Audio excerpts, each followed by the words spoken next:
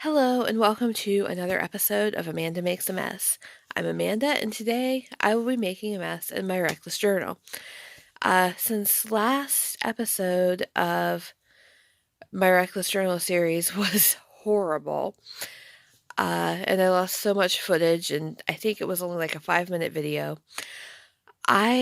this time I am going to be doing extra pages. I think I'm going to do at least 2 more than I would normally do. I can't show you which ones I'm going to do because they're already finished, but because I kind of forgot to record my intro before I did them. So I can't show you that, but uh, I've done 5 so far, and if I get time tomorrow before I have to start editing, I plan on doing another one. So let's get started with the video, and you can see what I've got for you this week. The first page I did was the add your own numbers page. I did not add my own numbers to every page in the book because the first time I did it, it took way too long. But I do plan on adding my own page numbers to each page as I do that page. So for this page, pretty much everybody I've seen do this just writes random numbers all over it and colors them, and I didn't want to do that.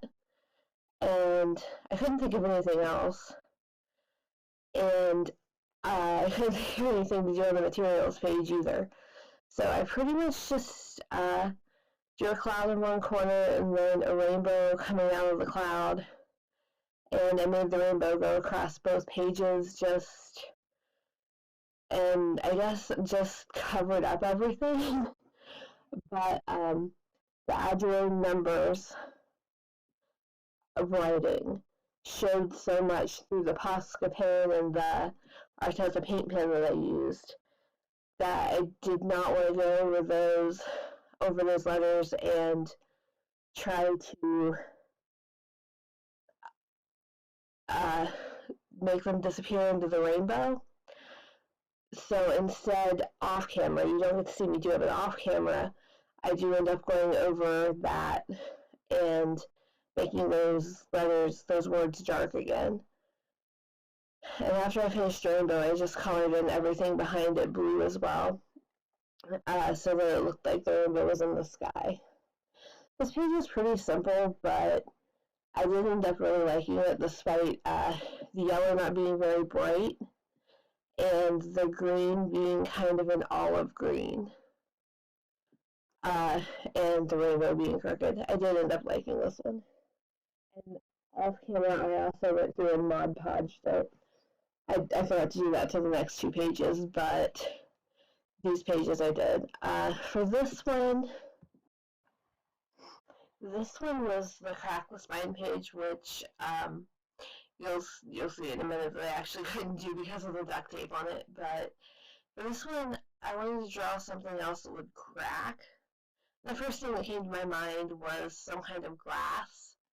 So I found a quote on probably just Google, I don't remember where I found it, about broken glass and the color shining through it.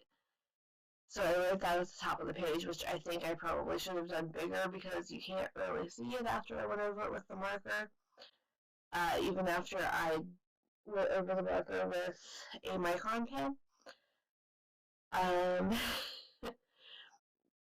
that part of the page didn't turn out very well, but I do like the wine glass, the idea of a broken wine glass, and I like the way that it turned out. The liquid coming out of the wine glass, I colored in a rainbow. I did use more pastel colors than I used in the previous page, but this is still not as pastel as I usually go when I'm doing a rainbow theme.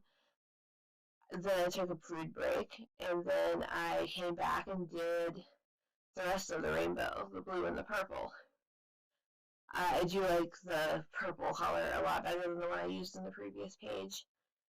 And then I continued that across the next page. And when that was done, since I did it all on a separate sheet of paper, I glued everything in using a glue stick. I did get a new glue stick since my other one had dried out. And I did the same thing for the next page, even though that was the page that you're supposed to leave blank. So I probably should have done this before I glued this down. But since this page says crack the spine, that's what we're going to do.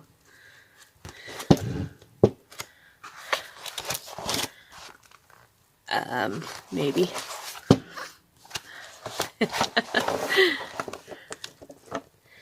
Nope. Okay, so thanks to this duct tape here, the spine does not crack. Which I actually kind of wondered if it would do that. So I don't know what that's actually going to do to this book once it starts getting bigger. But yeah, the spine's definitely not cracking.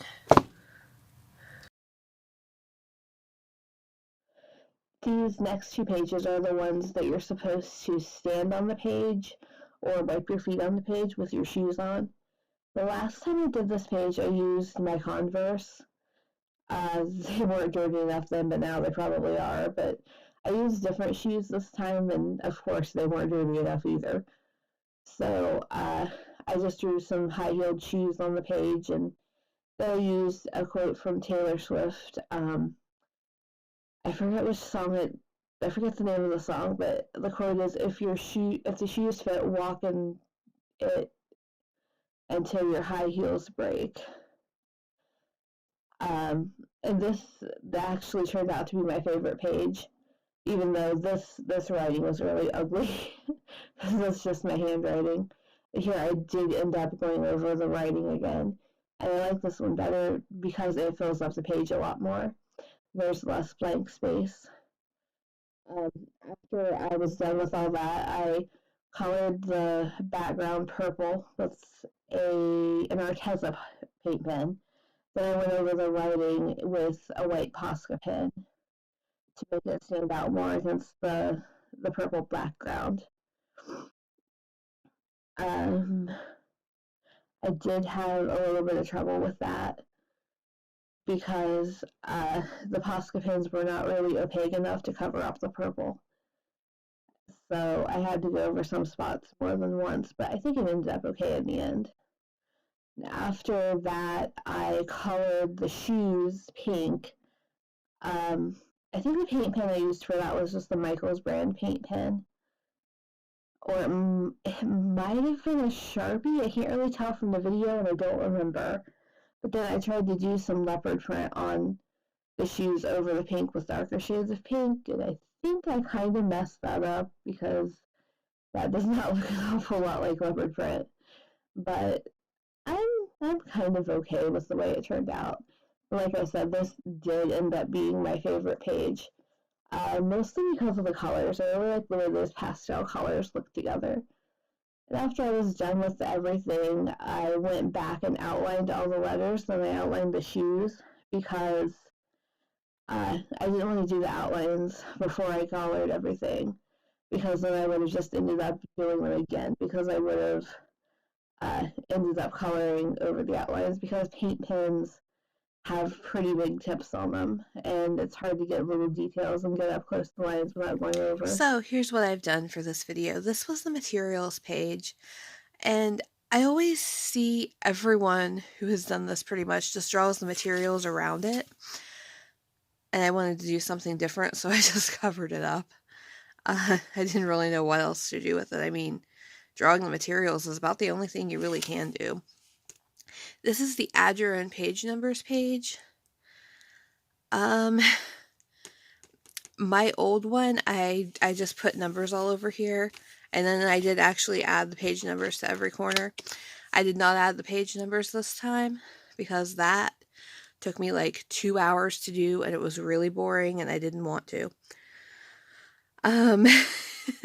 So yeah, and I've seen so many people do the number thing on this page. I wanted to do something different. I couldn't think of anything to really do to each page, so I just drew a rainbow. And then I don't think I showed it on camera, but I went over this with a black Posca pen. so the words would show through. This page I didn't bother with the words because they were so tiny, and nobody really wants to read the materials list anyway, because it's more fun to come up with your own materials to use. So yeah. Oh, I also Mod Podged this off camera. The other 2 pages I forgot to Mod Podge, so I'll do that later and also off camera. But I am adding page numbers down here if I think of them as I do each page.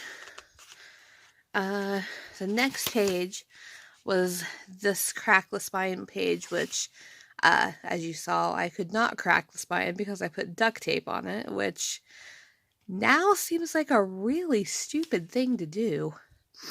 This page says, okay, I don't actually know who this guy is or what this quote is from. I was just Googling quotes about broken things. And this one says, "You were a jumble of broken bits of glass the sun caught and stained my soul with your colors." And I like the thought of, I guess, the broken things and the colors, and it just kind of fit. So I drew this wine glass and had a rainbow coming out of it. There's 2 rainbow pages in a row. I really need to not do a rainbow page next time. But yeah, I just had the rainbow coming out of it and across this page that you're supposed to leave blank on purpose. But does anybody really do that? Because, like, why do I want a blank page in the middle of my reckless journal with all the colors on it? And I added the page numbers to these. This was... My arm is getting tired. Okay, I'll hold it like this. There's my elbow on the table. This was the page that you're supposed to stand on and put your footprints on it. Last time I did it with my Converse. This time I actually did do it with high heels on.